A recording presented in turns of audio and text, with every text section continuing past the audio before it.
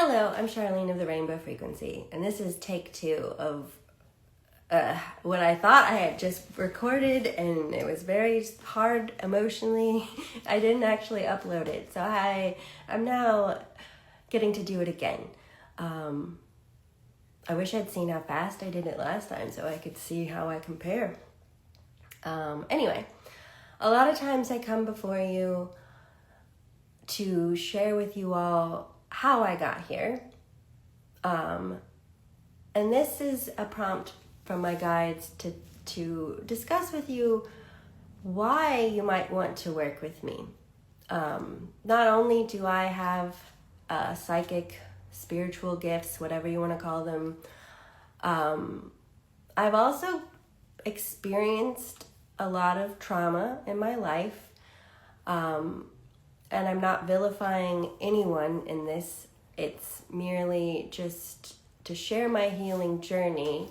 All of the characters involved were on their own healing journey and struggling. And I don't blame them. We were here to help each other grow.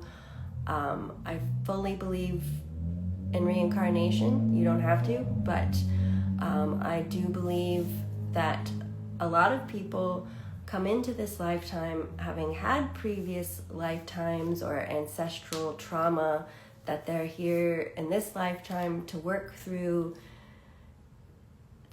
to have a different experience, to work through it and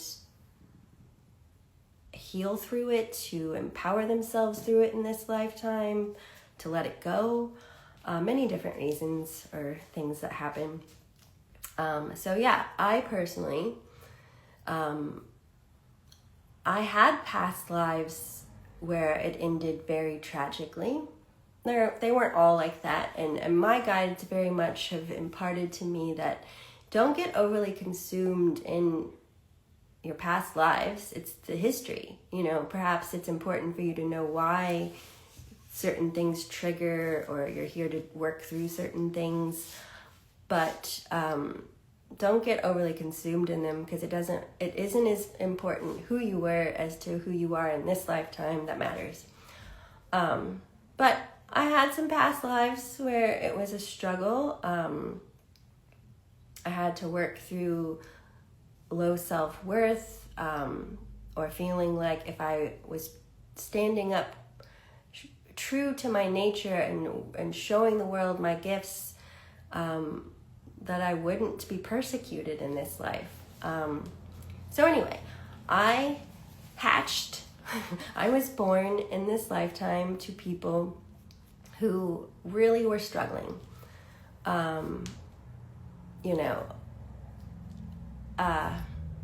Science has shown that infants can absorb PTSD in utero if their mother has it. Also I remember reading that when I was pregnant, I remember reading that people who were depressed, their children would tend to be more depressive because, again, they sort of absorb that emotional state. Or they pick up a piece of it, is how my guides are saying, and then, when, let's look at both parents then. When your parents come together, the sperm and the egg, it can be argued that the individual born has all of the memories and obviously the DNA, but the DNA and the memories and emotional experience that both parents had before they were born. Once that comes together, you're not, once you're born, you're not as connected to that in the same way. Anyway, so that being said, you as an individual do carry some of your parents' history and pain that you will have to at some point recognize and work through for yourself, and let go of. So yeah, I personally, as a soul, came into a family that was very conflicted. There's a lot of mental instability and unwellness, schizophrenia, borderline personality disorder, multiple personalities or dissociative identity disorder. I think I said bipolar already. Anyway, so a lot. There was alcoholism. It was a lot that I came into to be around, because I did come into this life as a healer, as a person who can channel and help people process what they're going through. So as a little child, I was doing that. My family members didn't ask for it, so they weren't comfortable with it at all. So then I shut it down, just to a certain degree.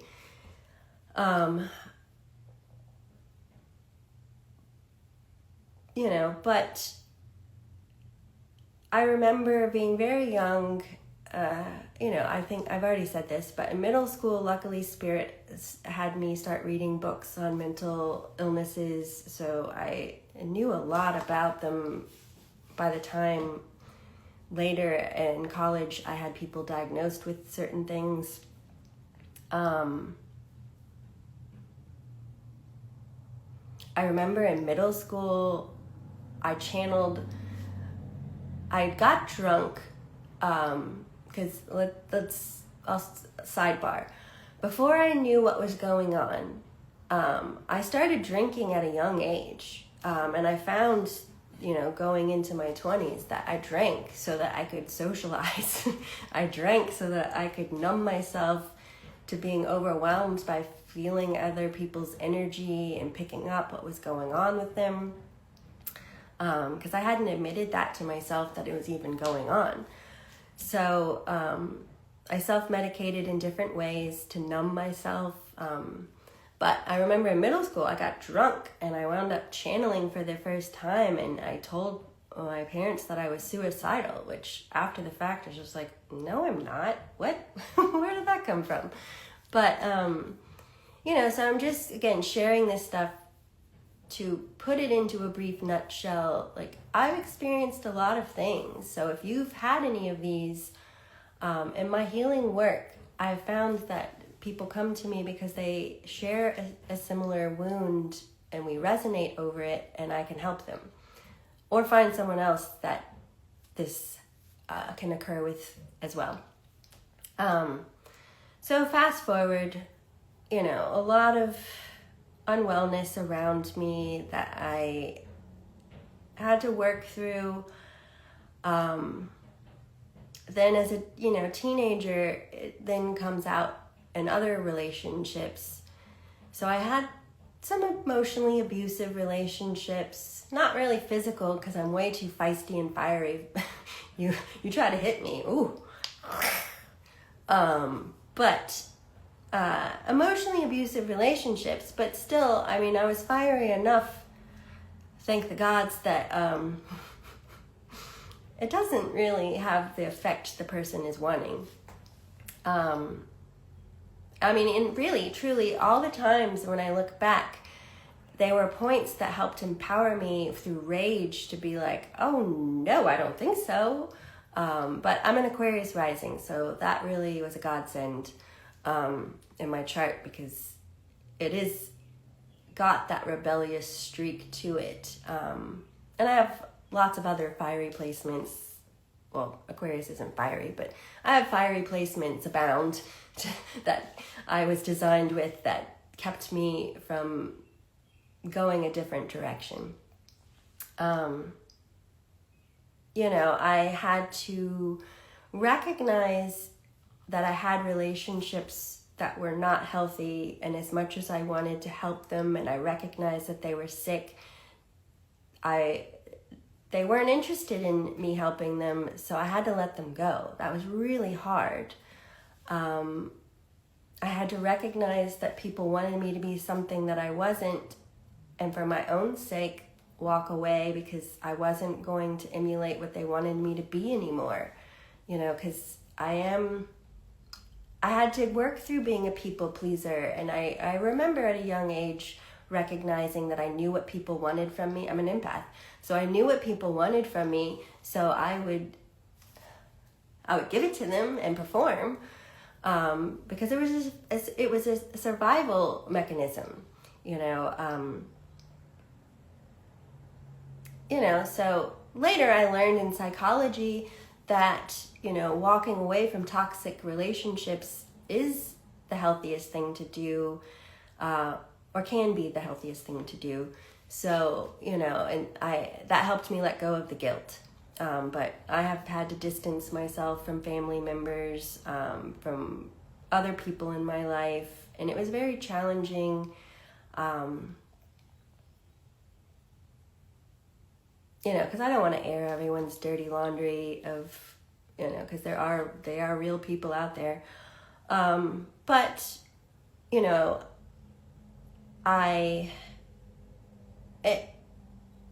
I will tell people, depending on how much trauma you have, you can view it kind of like a cake. Some people, it might only be one tier. Whereas if you've had a lot of trauma, it might be like a grand quinceañera or a wedding cake where there are many, many different tiers that you have to acknowledge. And, generally speaking, human beings take some time to process this stuff. So it isn't like, it's process that layer, digest it, let it go.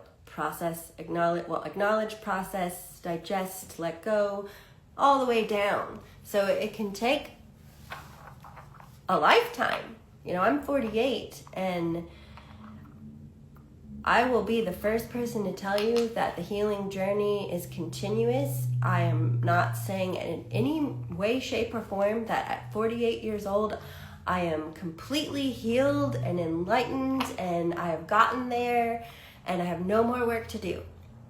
Anyone that says that, I think, is questionable. Because it's just, I find it not to be true, because if you're still living, you're still working on it.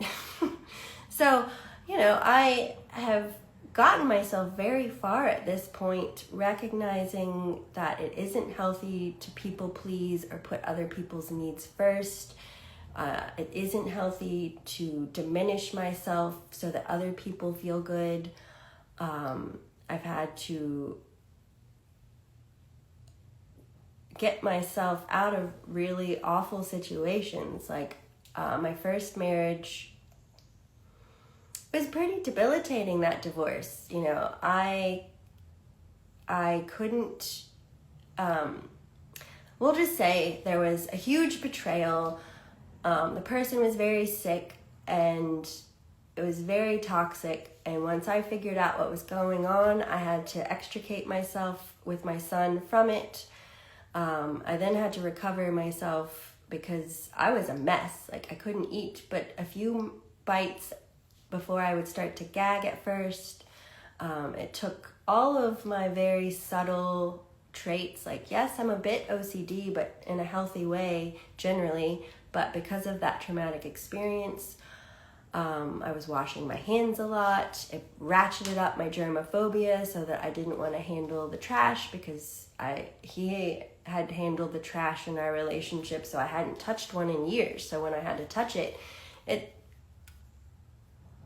was awful. And then seriously, at one point I accidentally dropped my car house keys into the green big giant trash can that you throw your garbage in, and I had to put myself almost bodily into it.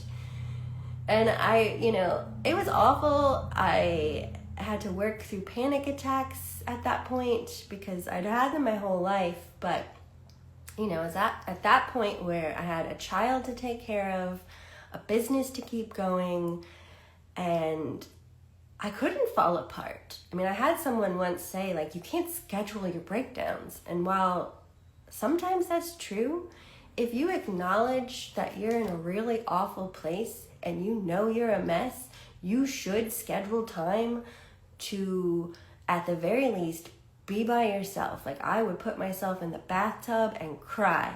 Oh my God, I did that so much. And then I put myself out in nature. at first I was trying to run, which I'm not a runner, but it was the only thing I found that would help dissipate that feeling of that like creepy negative adrenaline that creeps up your spine and makes you feel cold and prickly and tense. At least that's how it felt for me. So I would run and it would make that feeling go away. And then I realized, like, okay, let's give this up because it's not for you.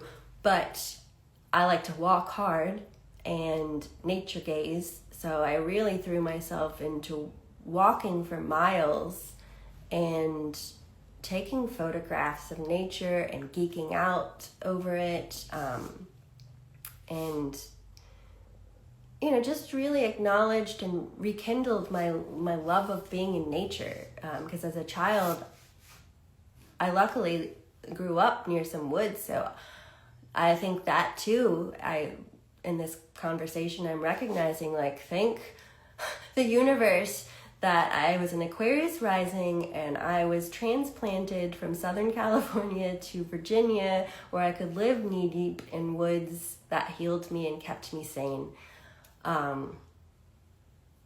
Then at 15 I found divination, and that helped me stay sane, even though I wasn't really conscious of what I was connecting to or what it all really meant. It was just a part of me that I was drawn to, that luckily I didn't let other people's perception deter me. So then, I also, on my healing journey, after getting out of that situation, I had another one pop up because I wasn't all the way healed. Again, going back, I'm not saying I'm all the way healed now, but I hadn't excavated that part of my shadow work fully. So I had another relationship that wasn't healthy and really pushed me to recognize that I can't sacrifice myself for someone else. I can't overextend and overburden myself for someone else. That's not healthy either. So lots of things of like realizing like, it isn't my job to come in and heal someone. No, like, or make them want to do it. No, like, as much as I want to help people, I had to stop trying to do it within my relationships and recognize that it was a calling, and do it more so professionally, so that really the only way it works is that if somebody wants to heal, they come to you and they want to work through it with you. They're doing it for themselves and you're helping. Whether it's psychology, spiritually, the other person isn't healing you. You are working with them so that you can help heal yourself.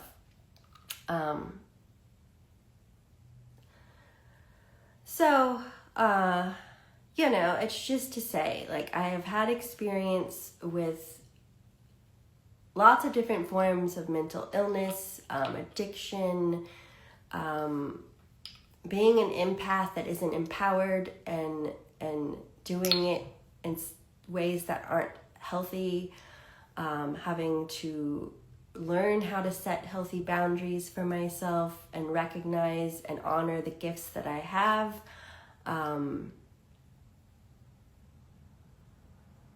And this is why I want to help you people do it for yourselves, because it's, to me, what is the meaning of life? To me, it is to learn who you are, what's going on within you, process, what you need to, empower yourself where you need to, so that you can be your best self, so that you can be your truest and best self.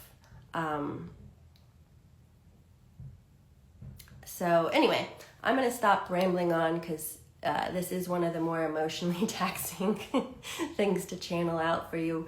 But I hope it was coherent, because it feels wild while I'm doing these things. I hope it helps you as needed, whether it is just simply an initiation point for you to hear my journey, recognize this and work on yourself for yourself. I myself have a history of being more of a solo practitioner, or hedge witch as they say, trying to do everything on my own. And luckily, as I've grown, I've found people that I can work with that have helped me. But for the most part, I like to chew and work through things on my own. But that's part of my journey, is to recognize that isn't always the best way. But if that's you and you do it for yourself that way, more power to you, go get them, tigers. But if you're not, and you would like help, and you resonate with me, I'm here. I work through many different means, table work, in a shamanic Reiki sense or energy healing sense, card readings. It's all the means through which I heal, but I have different ways to get there, because some people are more verbal processors. Some people like to get there more passively, so like guided meditation or handwork. Astrology, for me, I really love digging into someone's chart, in an evolutionary astrology sense, where I help you see yourself through a lens of truth, see what your gifts are, what your lessons are,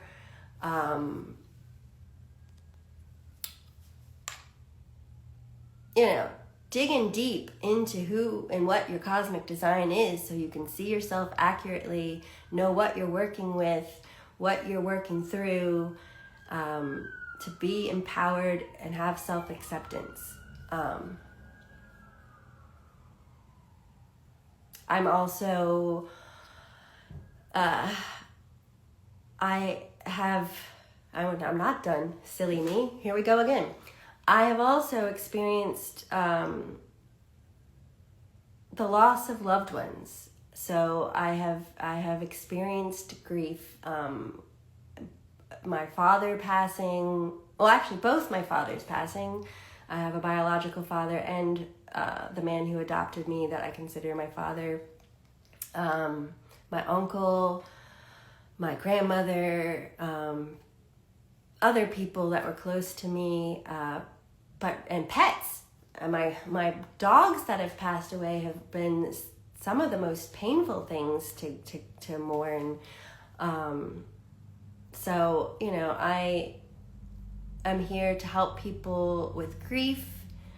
And, I helped my father cross over to the afterlife, and I hope this doesn't sound morbid, but I really, really enjoyed helping him cross over. And I discovered, because I was terrified most of my life, because my stepfather was quite a bit older than my mother and was going through the stages of dying for like 30 plus years. He had congestive heart failure, he had Crohn's disease, leukemia, prostate he survived prostate cancer.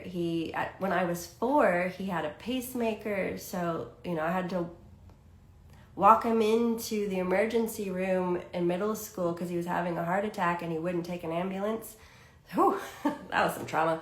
Anyway, so I've dealt with a lot, whether it's emotional trauma, grief, anxiety issues, and I can report that every psychologist, psychotherapist I've ever worked with has been, you're surprisingly well balanced.